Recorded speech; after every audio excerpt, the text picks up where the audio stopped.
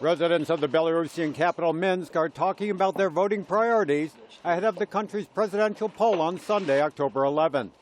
Belarusian President Alexander Lukashenko keeps tight control of his country's mass media, and none of the three candidates running against him on Sunday represents a serious challenge to his rule. They are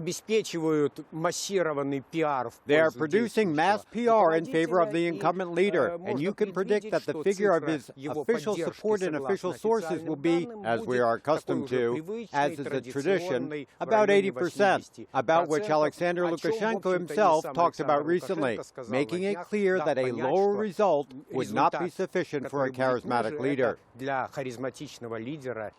Lukashenko's criticism of Russia's annexation of Ukraine's Crimea Peninsula last year, his hosting of Ukraine peace talks, and his decision to pardon 6 opposition leaders in August suggest to some that he is seeking to improve his image in the West.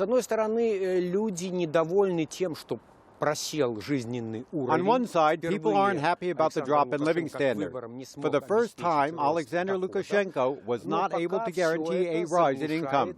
But for now, all of it was muted by the Ukrainian factor. Voters have been frightened by the events in Ukraine, and respectively, the slogan "Fight for a Change," the slogan of the streets used by Belarusian opposition leaders, is not current now. Many residents of the capital are keen for stability in Belarus. I have a candidate who organized for us to have stability and safety here. I have not looked into the other. I also saw a woman candidate, but I think it's not a womanly action. You know, I would want stability, would want some kind of change, would want that our youth can achieve more in their lives. So I think that overall, I would like some novelty.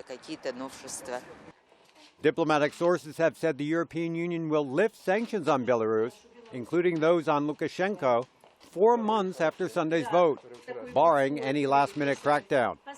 Election monitors from the Organization for Security and Cooperation in Europe will report back to the European Union following the vote.